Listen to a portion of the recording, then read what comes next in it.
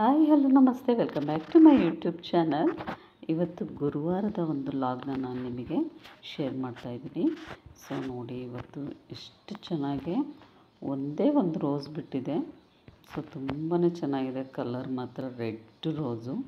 So ರಾಯರಿಗೆ, so ಹಾಗೆಯೇ ಮನೆಯ ಲಕ್ಷ್ಮಿಗೆ ನಾನು ಕಳಸ ಪೂಜೆಗೆ ಅಂಥೇಳಿ ಸೊ ಇದನ್ನು ಅರ್ಪಿಸ್ತೀನಿ. ಸೊ ತುಂಬಾ ಇಷ್ಟ ಆಯಿತು ನನಗೆ ಈ ರೋಸು. ಇನ್ನೂ ಜಾಸ್ತಿ ರೋಸಸ್ ಬಿಡೋದು ಇವಾಗ ಸ್ವಲ್ಪ ಕಮ್ಮಿಯಾಗಿದೆ. ಪಾರಿಜಾತನೂ ಕೂಡ ಹೂವು ಸ್ವಲ್ಪ ಕಮ್ಮಿ ಆಗಿದ್ದಾವೆ. ಸೊ ಯಾಕೆ ಅಂತ ಗೊತ್ತಿಲ್ಲ. ನೋಡಿ ಎಷ್ಟು ಚೆನ್ನಾಗಿದೆ. ನಾನು ಯಾವಾಗಲೂ ಹೂವನ್ನ ಫುಲ್ಲಾಗಿ ಅರಳಿದ ಮೇಲೆ ಕೀಳೋದು. ಸೊ ಮಗ್ಗಿರುವಾಗ ಕೀಳೋಕ್ಕೆ ಮನಸ್ಸು ಬರೋಲ್ಲ. ಇನ್ನೂ ಮಗ್ಗಿದೆ ಅಲ್ವಾ, ಇನ್ನೂ ಮಗು ಅಲ್ವಾ ಅಂತ ಅನಿಸ್ಬಿಡುತ್ತೆ ನನಗೆ. ಸೊ ಫುಲ್ಲಾಗಿ ಅರಳಿದ ಮೇಲೆ ಕಿತ್ಬಿಟ್ಟು ದೇವರಿಗೆ ಅರ್ಪಿಸ್ತೀನಿ. ಎಷ್ಟು ಚೆನ್ನಾಗಿದೆ ನೋಡಿ. ಇದೇ ಥರನೇ ಸುಮಾರು ಒಂದು 10-15ಕ್ಕಿಂತ ಜಾಸ್ತಿ ಬಿಡೋದು ಅವಾಗೆಲ್ಲ ಸ್ಟಾರ್ಟಿಂಗು. ಈಗನೇ ಕಮ್ಮಿ ಆಗಿದೆ. ಎಷ್ಟು ದೊಡ್ಡ ರೋಸು ನೋಡಿ, ಚೆನ್ನಾಗಿದೆ ಅಲ್ವಾ. ಸೊ ಇವತ್ತಿನ ಒಂದು ಲಾಗ್ನ ನಾನು ನಿಮಗೆ ಶೇರ್ ಮಾಡ್ತಾಯಿದ್ದೀನಿ. ಸೊ ಗುರುವಾರ ಆಗಿರೋದ್ರಿಂದ ಮನೇಲಿ ಪೂಜೆ, ಆಮೇಲೆ ವಾರ ಮಾಡಬೇಕು. ಬನ್ನಿ ಅದನ್ನೆಲ್ಲ ರೆಡಿ ಮಾಡ್ಕೊಳ್ಳೋಣ. ಸೊ ಹಾಗೇ ಮಾತಾಡ್ಕೊತ ಸೊ ಅದನ್ನೆಲ್ಲನೂ ಕೂಡ ನಿಮ್ಮ ಜೊತೆ ನಾನು ಶೇರ್ ಮಾಡ್ತೀನಿ. ನಾನು ಯಾವ ರೀತಿಯಾಗಿ ಪೂಜೆನ ಮಾಡ್ತೀನಿ ಅಂಥೇಳಿ ನಿಮಗೆ ನಾನು ತಿಳಿಸ್ಕೊಡ್ತೀನಿ. ಸೊ ಹಾಗಿದ್ದರೆ ತಡೆಯೋಕ್ಕೆ ಈ ಲಾಗ್ನ ಸ್ಟಾರ್ಟ್ ಮಾಡೋದಕ್ಕಿಂತ ಮುಂಚೆ ದಯವಿಟ್ಟು ಯಾರೆಲ್ಲ ನನ್ನ ವೀಡಿಯೋಸ್ನ ನೋಡ್ತಾಯಿದ್ದೀರೋ ಅವರೆಲ್ಲ ಸಬ್ಸ್ಕ್ರೈಬ್ ಮಾಡಿ, ಹಾಗೆಯೇ ಲೈಕ್ ಮಾಡಿ, ಶೇರ್ ಮಾಡಿ ಮತ್ತು ಕಮೆಂಟ್ ಮಾಡಿ. ಸೊ ಇವಾಗ ಸ್ಟಾರ್ಟ್ ಮಾಡೋಣ ಅಲ್ವಾ. ಮೊದಲಿಗೆ ನಾನು ಕಳಸನ ರೆಡಿ ಮಾಡ್ಕೋಬೇಕು. ಕಳಸನ ಈ ರೀತಿಯಾಗಿ ನೀಟಾಗಿ ವಾಶ್ ಮಾಡಿ ಇಟ್ಕೊಂಡಿದ್ದೀನಿ. ಆಮೇಲೆ ನೀರು ಕೂಡ ತುಂಬಿಟ್ಕೊಂಡಿದ್ದೀನಿ. ಅದಕ್ಕೆ ನಾನು ಅರಶಿನ ಮತ್ತು ಕುಂಕುಮನ ಸೇರಿಸ್ತಾ ಇದ್ದೀನಿ.